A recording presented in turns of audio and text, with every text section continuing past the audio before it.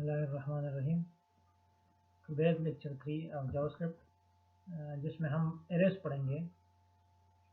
Arrays आपको पता है एरेज क्या चीज़ होती है। Array are use to store multiple values in a single variable, यानी आप एक सिंगल वेरिएबल में एक ही डेटा रख सकते हैं। अगर आपके पास मल्टीपल डेटा हो तो आप उसके लिए एरे बना सकते हैं। Arrays are contiguous locations in memory. अच्छा, जावास्क्रिप्ट में आप किस तरह एरे डिक्लेयर कर सकते हैं, तो आप स्क्रीन पे देख सकते हैं। स्टूडेंट एक एरे है और आप उसको एज वेरिएबल डिक्लेयर करें और उसमें वैल्यूज आप पुट कर सकते हैं। Arrays can also be created with new. अच्छा, आप एरे को न्यू कीवर्ड की मदद से भी क्रिएट कर सकते हैं। That will be treated as an object. Variable student, new array और फिर उसकी values. A single array element can be accessed as. अच्छा, अगर आप उस एरे को एक्सेस करना चाहते हैं, यानी आप उस एरे की कोई भी इंडेक्स एक्सेस करना चाहते हैं, तो आप एरे का नाम लेके और जो ब्रैकेट्स हैं उसके अंदर इंडेक्स नंबर डाल लें। आपको पता है कि एरे का इंडेक्स नंबर 0 से स्टार्ट होता है, 0 1 2 3 and so on. There is a special type of objects with numbered indices and can contain different types of data. Objects की एक टाइप है एरे और इसमें आप डिफरेंट टाइप ऑफ डेटा रख सकते हैं। इससे पहले आपने जो प्रोग्रामिंग लैंग्वेजेस पढ़ी थी, फॉर एग्जांपल C++, उसमें एरे में आप एक ही टाइप का डेटा रख सकते हैं।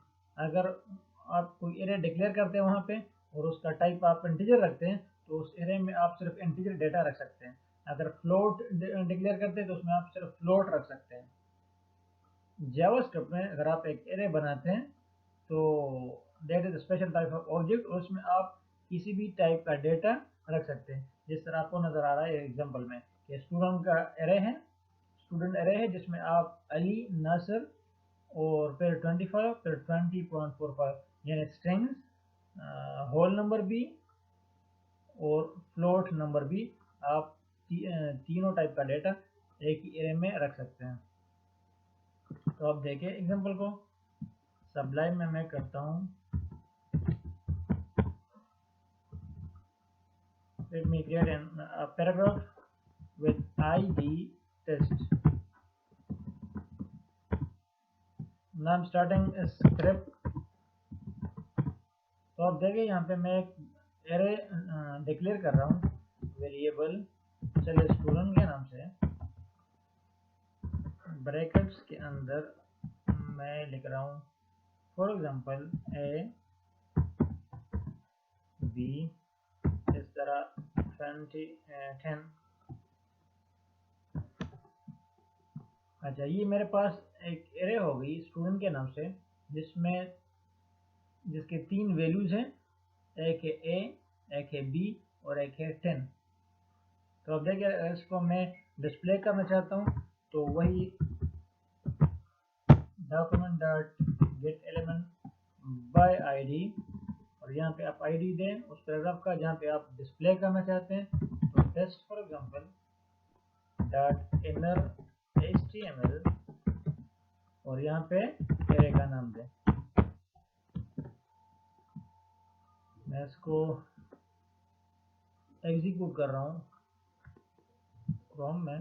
आप देखें एरेज की वैल्यूज ए, बी और 10 आपको नजर आ रही है।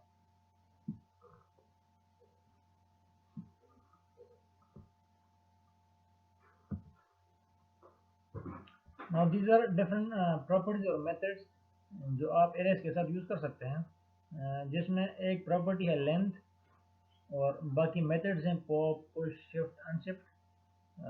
तो ये मुख्तलिफ ऑपरेशन आप एरेज पे कर सकते हैं। जिस तरह नाम से जाहिर है कि लेंथ क्या करता है, length property of an array returns the length of an array. अगर आप किसी एरे पे लेंथ प्रॉपर्टी अप्लाई करें तो आपको एरे का लेंथ यानी उसमें कितने नंबर ऑफ वैल्यूज हैं स्टोर हैं वो आपको रिटर्न कर देगा। Pop method remove the last element from an array. आप उस एरे पे किसी भी एरे पे पॉप फंक्शन कॉल कर ले, पॉप मेथड कॉल कर ले, तो ये क्या करेगा, एरे से लास्ट जो उसका एलिमेंट है वो रिमूव करके आपको बाकी एरे रिटर्न कर देगा। Push method adds a new element to an array at the end. Push method will add a new element to an array, लेकिन कहाँ पे, एंड पे। पॉप भी एंड से यानी लास्ट वाला एलिमेंट रिमूव करता है। पुश क्या करता है, एरे के एंड पे कोई नया एलिमेंट आप उसके जरिए ऐड कर सकते हैं। बाकी जो दो फंक्शन है, shift method remove the first array element and shifts all other elements to lower index. Shift क्या करता है, शिफ्ट एरे का फर्स्ट एलिमेंट रिमूव करता है और बाकी जो एलिमेंट्स हैं वो शिफ्ट हो जाते हैं टू लोअर इंडेक्सेस। यानी ये नहीं होता कि वो जगह खाली रहती है, बल्कि बाकी जो इंडेक्स है वो शिफ्ट हो जाती हैं। और अनशिफ्ट क्या करता है, it will add a new element to an array at the beginning. ये एक नया एलिमेंट एरे के बिगिनिंग पे, स्टार्ट पे ऐड करता है। तो आप देखें यहाँ पे मेरे पास है, चलिए मैं एक और पैराग्राफ भी लेता हूँ, जिसकी आईडी मैं रखता हूँ test2। यहाँ पे मेरे पास है एरे स्टूडेंट के नाम से AB10। अब मैं यहाँ पे अप्लाई करता हूँ, देखिए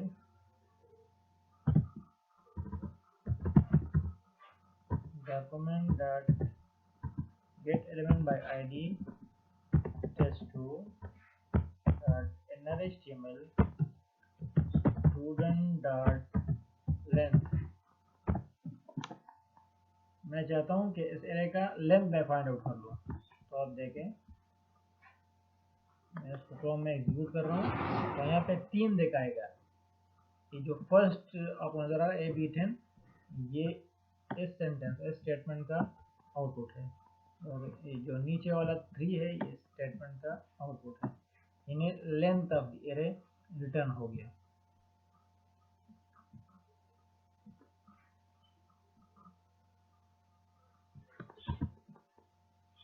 अच्छा आप देखें, मैं जो बाकी मेथड्स हैं इस एरे पे अप्लाई कर रहा हूँ, pop, push, shift, unshift.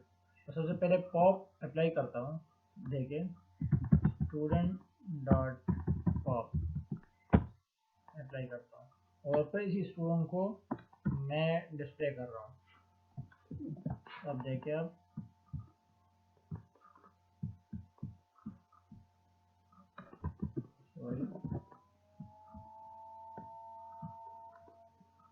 First जो आउटपुट है इस स्टेटमेंट का है, यानी कि जो एलिमेंट्स है AB और 10।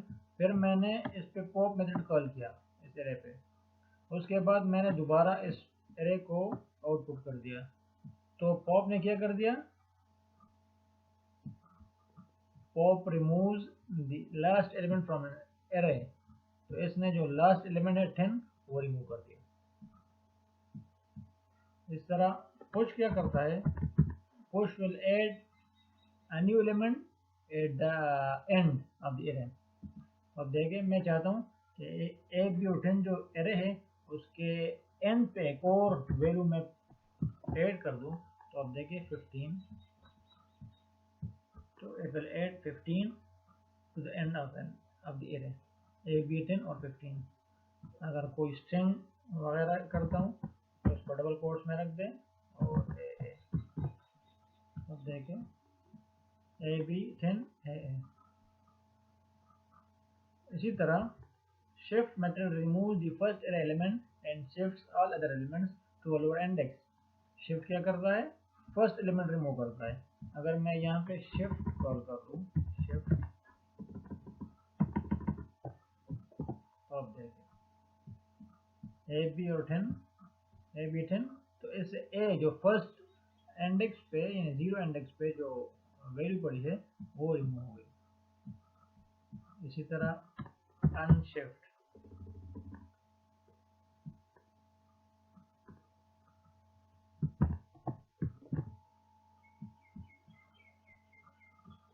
तो अनशिफ्ट ने क्या कर दिया,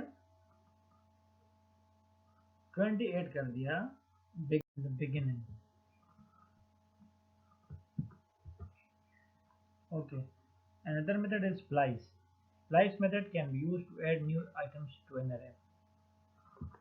Splice क्या करता है, ये आपके array में नए आइटम्स ऐड कर सकता है, लेकिन कहाँ पे, जहाँ पे आप ऐड करना चाहें।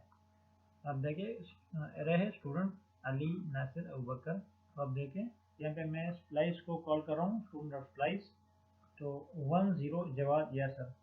The first parameter in a one defines the position where new elements should be added, spliced in. जो फर्स्ट पैरामीटर है ये क्या बताता है, उसी पोजीशन बताता है कि कहाँ पे आपने एलिमेंट्स ऐड करना है। Second parameter 0 defines how many elements should be removed.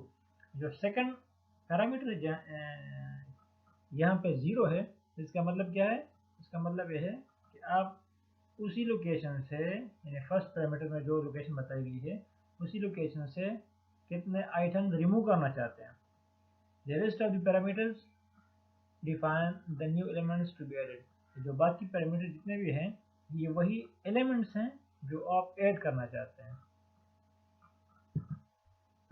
अब देखें यहाँ पे मेरे पास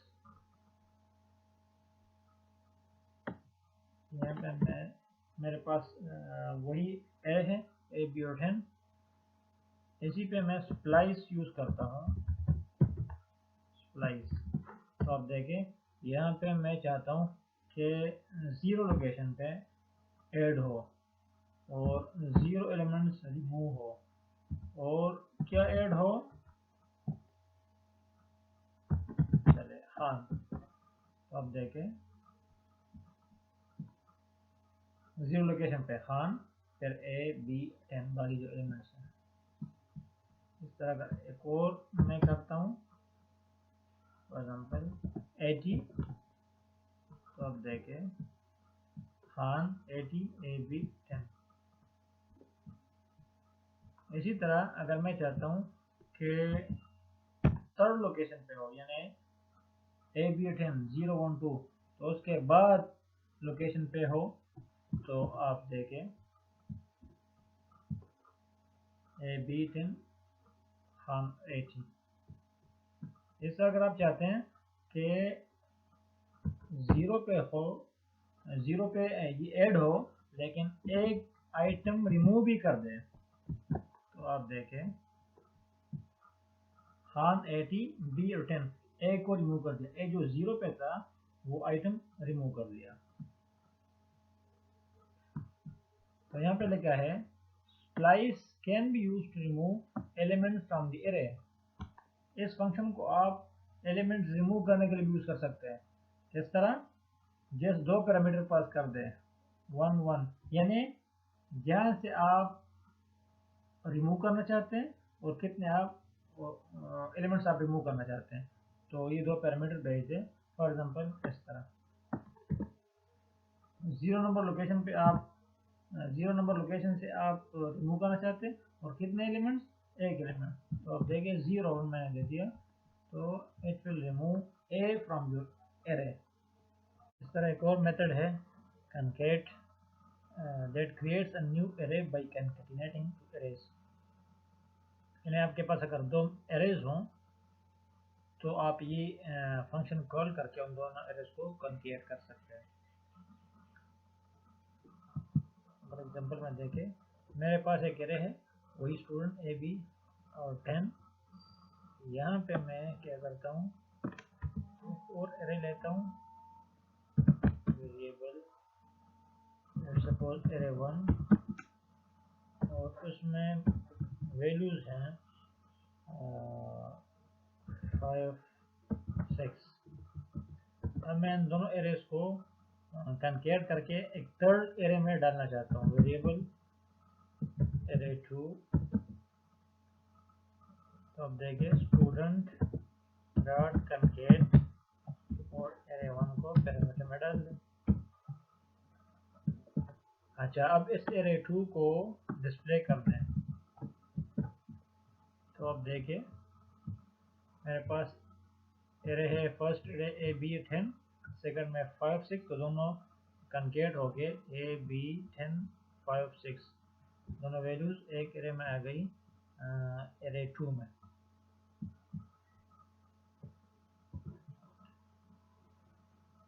Another method is sort, which sorts an array alphabetically. यहाँ आपके पास ये एरे है अली नासिर अबू बकर, तो अगर आप इसको सॉर्ट करना चाहते हैं तो इस एरे पे सॉर्ट मेथड कॉल कर लें, तो ये अकॉर्डिंग टू अल्फ़ाबेट्स ये सॉर्ट हो जाएगा। जैसे मेरे पास है एग्जाम्पल ए, इसी तरह ए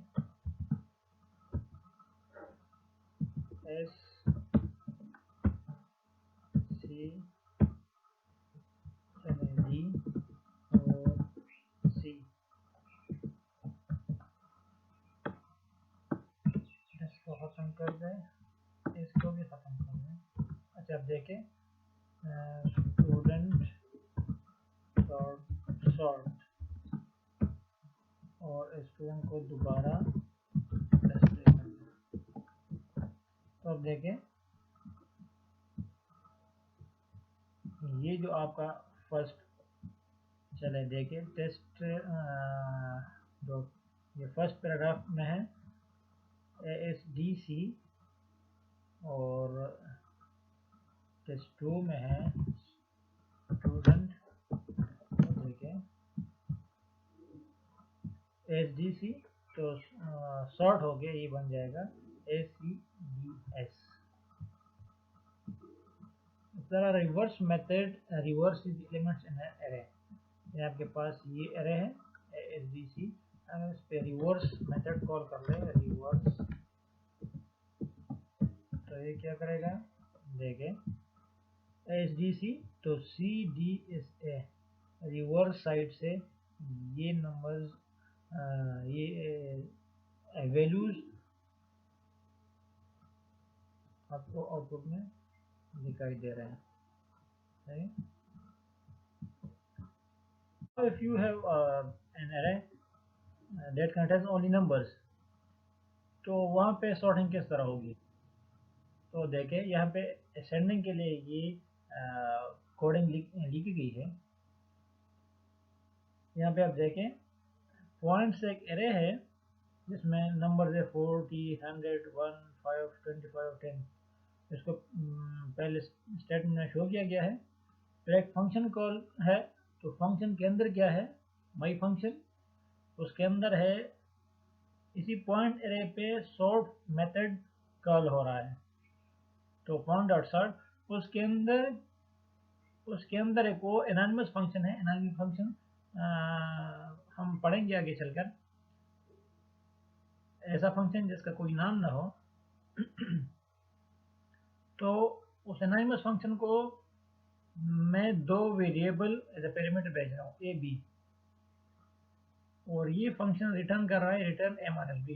इसका मतलब क्या है, a माइनस बी यानी उस एरे से दो वैल्यूज ये लेगा 40 और 100 फॉर एग्जांपल फर्स्ट इटरेशन में, तो a में 40 b में 100, तो रिटर्न कर दे a माइनस बी यानी 40 माइनस 100। तो अगर इसका आंसर है नेगेटिव, जिस तरह पहले इटरेशन में है 40 माइनस 100 तो माइनस 60, तो इसका मतलब क्या है कि फर्स्ट जो वैल्यू है वो लेस है सेकंड से, तो उसको इस तरह रहने दें। नेक्स्ट इटरेशन में 101 जब ये पैरामीटर लेगा तो इसका जवाब आएगा positive, a minus B 100 minus 1 99, तो पॉजिटिव। तो इसका मतलब है कि फर्स्ट जो वैल्यू है वो सेकंड से ज़्यादा है, तो इसको रिवर्स कर दे, 1 और 100 को रिवर्स कर दे, तो 100 आगे चला जाएगा। इस तरह 100 फिर 5 से आगे चला जाएगा, फिर 25, फिर 10 से, तो 100 सबसे आखिर में आ जाएगा। तो असेंडिंग में इस तरह ये सॉर्ट हो रहा है। तो अब देखिए अगर मैं एग्जांपल को एज इट इज कॉपी करके यहाँ पे पेस्ट कर दूँ,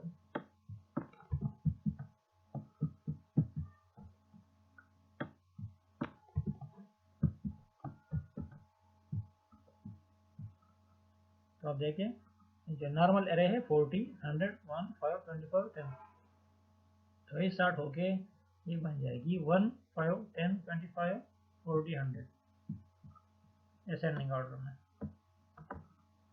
व्हाट अबाउट डिसेंडिंग?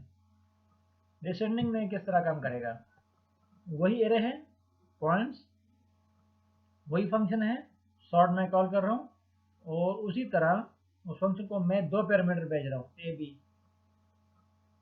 अगर इसको उल्टा कर दे, बी माइनस ए कर दे,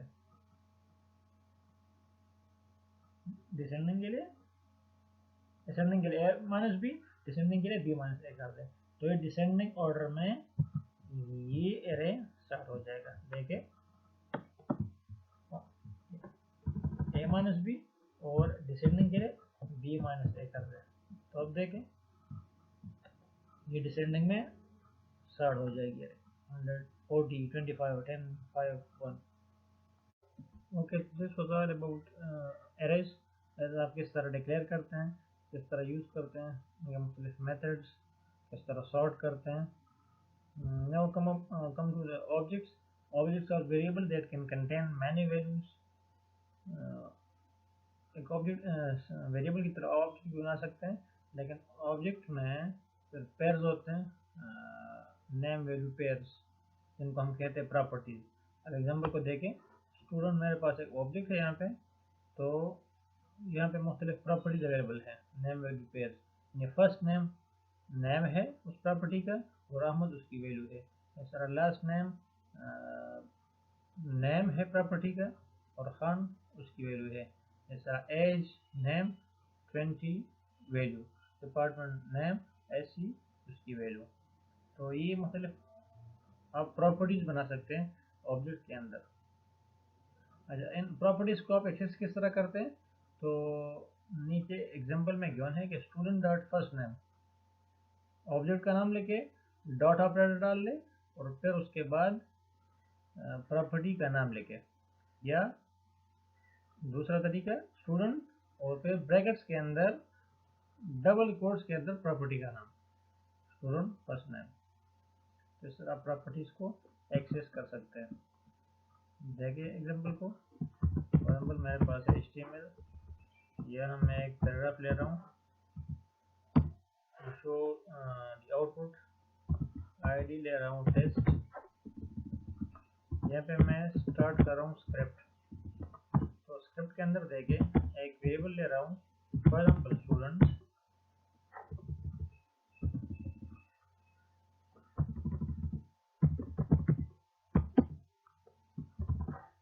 और यहाँ पे इसके अंदर नेम वैल्यू पेयर।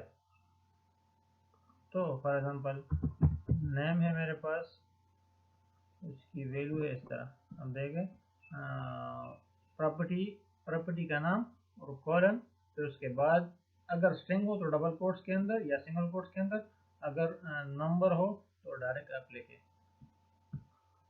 नेम, और इस तरह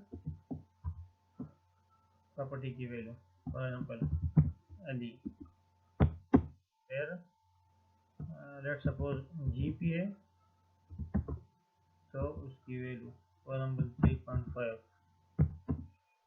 फिर उसका डिपार्टमेंट, तो सिंगल कोट्स में लेट्स सपोज ST। तो ये मेरे पास एक ऑब्जेक्ट बन गया जिसका नाम है स्टूडेंट, और उसके अंदर 3 प्रॉपर्टीज अवेलेबल हैं, एक है नेम, एक GPA और एक डिपार्टमेंट, और ये बाकी उनकी वैल्यूज है। तो अगर मैं इन प्रॉपर्टीज को एक्सेस करना चाहता हूँ, अगर लेट्स सपोज मैं इसे डिस्प्ले करना चाहता हूँ, तो देखिए document dot gate element by ID, यहाँ पे ID है test,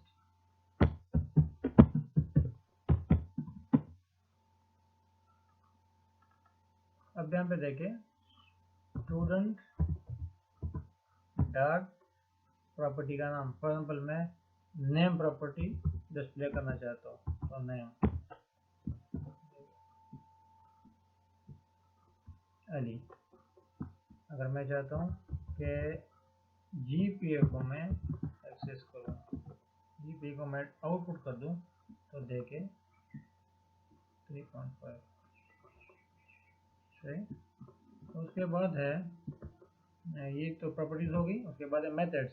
methods are action that can perform on objects. Methods are stored in properties as function definitions. अब देखिए ऑब्जेक्ट के अंदर आप मेथड्स भी डाल सकते हैं, जिस तरह होते हैं ऑब्जेक्ट के अंदर। तो वही वेरिएबल है, वही ऑब्जेक्ट है student. First name, last name, age. अच्छा, अब यहाँ पे एक फंक्शन है, एक मेथड है फुल नेम। तो full name as a method है, उसको मैंने एज अ फंक्शन डिक्लेयर किया हुआ है, और उस फंक्शन के अंदर कुछ कोडिंग है जो वो रिटर्न कर रहा है first name plus last name. First name या स्पेस भी है, फर्स्ट नेम स्पेस और लास्ट नेम को कंकेट करके वो रिटर्न कर रहा है। तो देखिए, अगर मैं इस एग्जांपल में ये भी कर लूँ कि फॉर एग्जांपल फुल, चलिए फुल नेम तो ये पे नहीं है, नेम और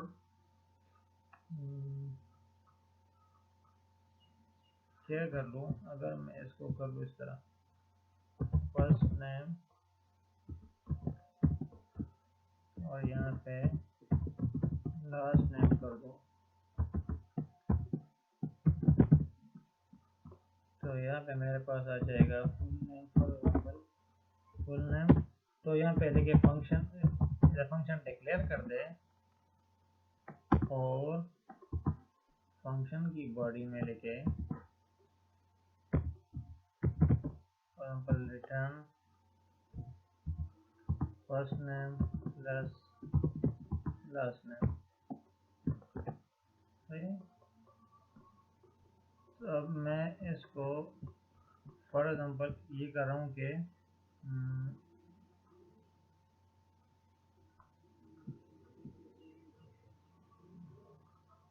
अच्छा, यहाँ पे एक कीवर्ड यूज हो रहा है दिस।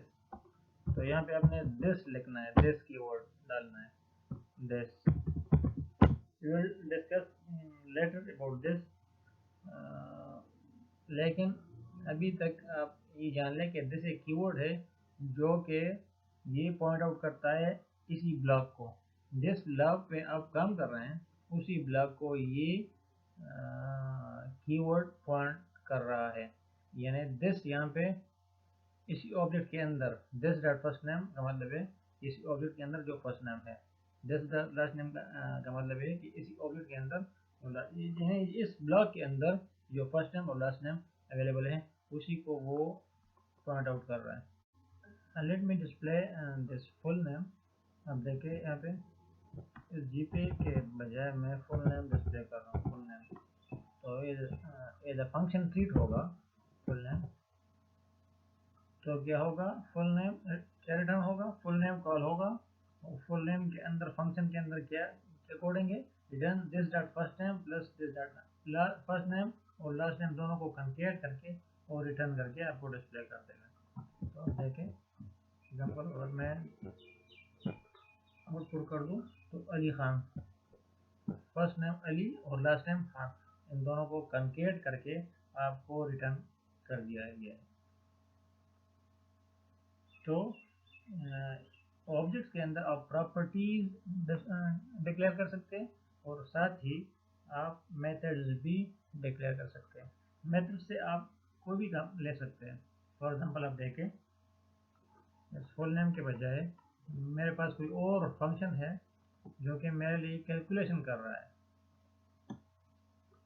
लेट्स सपोज इसको देखें, रिटर्न 3 + 6 और इस फुल नेम को मैं कॉल कर रहा हूँ। तो देखिए ये ना रिटर्न कर देगा, तो मतलब इसके अंदर जो भी कोडिंग है वो आपको रिटर्न करके देगा। या लेट्स सपोज ये फंक्शंस आर्गुमेंट्स लेता है, ए बी, ये दो आर्गुमेंट्स लेता है और उन दोनों को ऐड करता है, a + b। तो अब क्या करें, जब आप फुल नेम को आप कॉल करना चाहते हैं तो फुल नेम को आप दो वैल्यूज है, क्योंकि ये फंक्शन अब दो पैरामीटर लेगा, दो आर्गुमेंट्स लेगा। तो यहाँ पे आप दो वैल्यूज, कोई भी दो वैल्यूज पास कर दे इस फंक्शन को।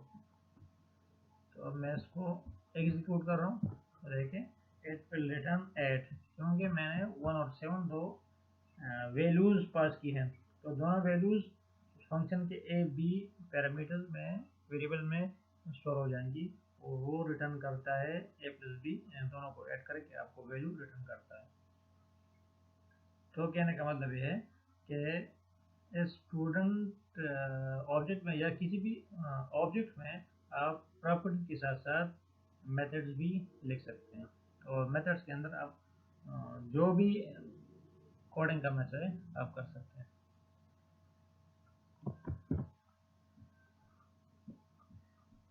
तो ये तक मेथड्स के हवाले से, ऑब्जेक्ट के हवाले से इंशाल्लाह कल हम स्टेटमेंट्स, कंडीशन स्टेटमेंट पढ़ेंगे और फिर लूप्स वगैरह फंक्शन डिक्लेयर करेंगे इंशाल्लाह।